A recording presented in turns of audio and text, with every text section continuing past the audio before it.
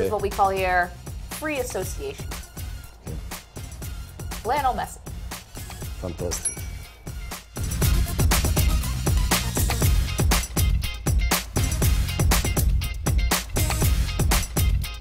Pep Guardiola. Good coach. Good coach. Bad person. Welcome to the 600th episode of SI Now, powered by Ford. It's Friday, September 18th, and I'm Maggie Gray. That was Zlatan Ibrahimovic, arguably one of the top 3 soccer players in the world. He's just one of the stars who made themselves right at home here in our studio. Clearly, he's not going to be teaming up with his former coach anytime soon. Every 100 episodes or so, we take a look back at some of our favorite moments. Zlatan definitely made the cut, but so did many other world-class athletes. Today, we'll look at those that made us laugh, those who made us cry, and those who we were truly in awe of. In the first part of today's special 600th episode, we'll showcase a few champions, the men and women with serious hardware. Becoming a champion takes dedication, focus, and sacrifice, and as we learned from Ronda Rousey, it isn't exactly conducive to a healthy dating life. I'm not sure if you've seen this yet, but you were on the cover of Sports Illustrated this week. Have you seen? Take a look. I haven't seen it. Wow.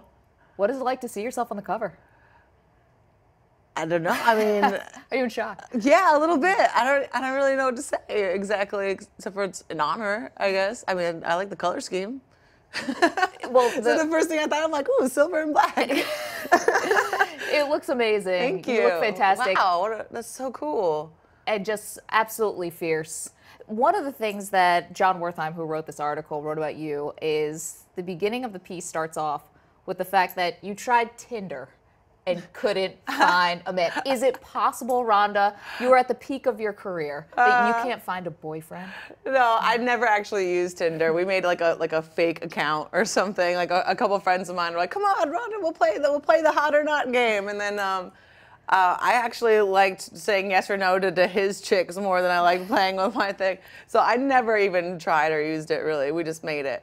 But yeah, things have been so crazy lately that even when people, even if I do get asked out and I want to say yes, immediately I'm thinking like, how am I going to schedule another person in my life? I have one free day this month, and it's just, yeah, it's become an interesting problem to have. Rashad Evans and Tyron Woodley came into our studio, and I asked them if they ever thought that the face of UFC would be a woman. How much pride do you take out of not only being dominant, but also being the face of the sport? Well, I wouldn't call myself that. It's nice when other people call you that.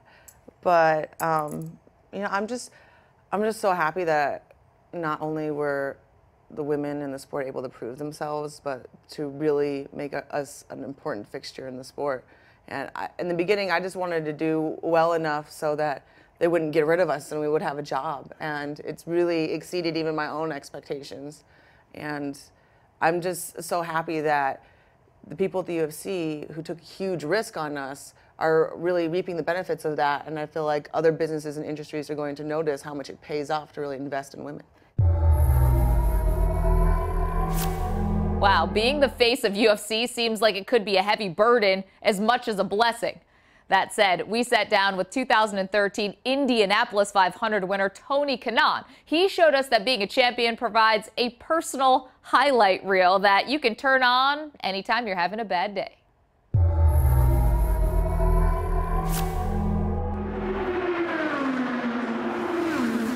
The last mile, the mile 500, is the most important one. Probably the best moment of my career. I shouldn't say the best moment of my life because seeing my kids being born, it's something remarkable. But the first thing that came up to my mind was I finally made history. You're now a winner of the Indianapolis 500, my friend. Great job, Tony. Thanks, guys. Thank you. Thank you. Thank you. Eric, it's always, man. It came a long time. Thank you.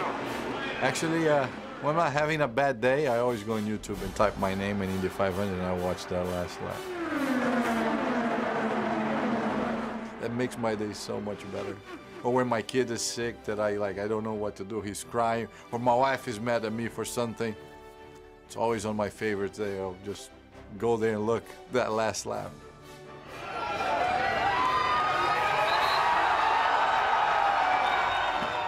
The other day I was home and I woke up in the middle of the night because I couldn't sleep. I just watched the whole race again. And even though I knew I had won, it still brought tears to my eyes. How cool is that? Watching yourself win again and again. It's like the best Groundhog's Day ever. Unlike Tony sneaking peeks at his biggest victory, Chris Mannix found out that sometimes being a champion is an honor best shared with the ones you love most. Here's a highlight from his conversation with heavyweight champion Deontay Wilder. Your daughter, and she is the reason you got into boxing, born with spina bifida. Naia, am I saying that right? Being the champion now, the success you've had, what have you been able to do for her as a result of the success you've had in the last year or so? I promised my daughter when she was 1 year old that it'd be a world champion. I said, babe, you may not understand what I'm telling you, but I would be a heavyweight champion of the world, and I'll be able to support you beyond your belief. And you know, it's no greater feeling than making a promise to your child and having it fulfilled. A lot of things was promised to me, but nothing was fulfilled. So I know the other side of being promised something and it don't come through. But for that to come through and then saying you want to be the heavyweight champion of the world, that is, that's a hard thing to do. You just don't become a champion, especially where I came from and had ambition to become a footballer, basketball, and then getting into the sport late, being the first ever to make the Olympics team and medal in a year and a half, just came out of nowhere, man. It's a great accomplishment. So right now, my daughter, she's living life. She's 10 years old. We just left Disney World. She always, and man, it's just a blessing. I look at that kid all the time. I'm like, man, you're definitely a blessing to me from God. Vladimir Klitschko's going to fight Tyson Fury in the fall. You know that the winner of that fight, your name is coming out of their mouth within a minute or 2 minutes because you will have a piece of the heavyweight title. Yes. That person will have 3 pieces of the heavyweight title. Everyone is going to be clamoring in that moment to see you guys fight in early 2016. Do you believe we'll see the winner of that fight against you in early 2016? It's a possibility. It's a strong possibility. I can't say that a definite yes is going to happen, but I tell people to stay watching, stay tuned, and stay supporting boxing. So for whatever happens, that's one of my goals, my ultimate goals in this sport, to be the undisputed heavyweight champion of the world. I want to bring it back to America where it once were. I want one champion. I don't want people to be confused. You have all these different belts. I want them to know one champion and one champion only, and that one champion will be Deontay Wilder.